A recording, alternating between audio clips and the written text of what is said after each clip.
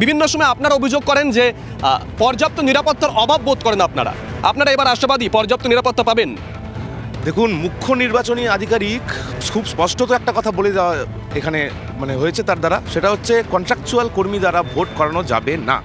এই যে একটা সার্কুলার, এইটার পরেও কেন আমাদেরকে দ্বারা কন্ট্রাকচুয়াল কর্মী দ্বারা কেন ভোট করানো হচ্ছে, তার নিরাপত্তার দায় কে নেবে, সেটার কোনো উত্তর কিন্তু আমাদের এখানে দেওয়া হয়নি। এদিকে আমরা দেখতে পাচ্ছি এই বর্তমান যে আমাদের শাসক দল, সেই শাসক দলের দ্বারা কন্ট্রাকচুয়াল কর্মী 90% রিক্রুটমেন্ট হয়েছে আমাদের এই রাজ্যে, যেখানে স্থায়ী পদের সংখ্যা আমাদের সংগ্রামী যৌথ মঞ্চের থেকে এটা বারবার করে বলা হচ্ছিল যে 6 লক্ষ খানেক স্থায়ী পদ এখনও খালি আছে। সেটা গত এই ভোটের প্রচারে আমাদের মাননীয় মুখ্যমন্ত্রী সেটা নিজেই উনি স্বীকার করে নিলেন, বললেন যে উনি 5 লক্ষ চাকরি দেবেন। তার মানে তো এই যে 5 লক্ষ শূন্য পদ এখনও খালি আছে, সেই ব্যাপার উনি নিজেই বলে দিলেন।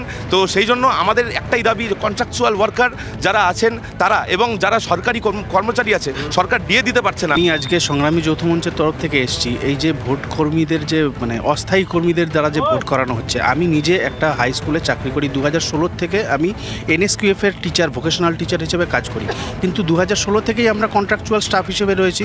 আমাদের ন্যূনতম কোনো সুবিধা দেওয়া হয় না, আমাদের 3 মাসের উপরে আমরা বেতন পাই না। এই বেতন প্রাইভেট কোম্পানিদের দ্বারা দেওয়া হয় এবং প্রাইভেট কোম্পানি আমাদের বিভিন্নভাবে নিপীড়ন করছে।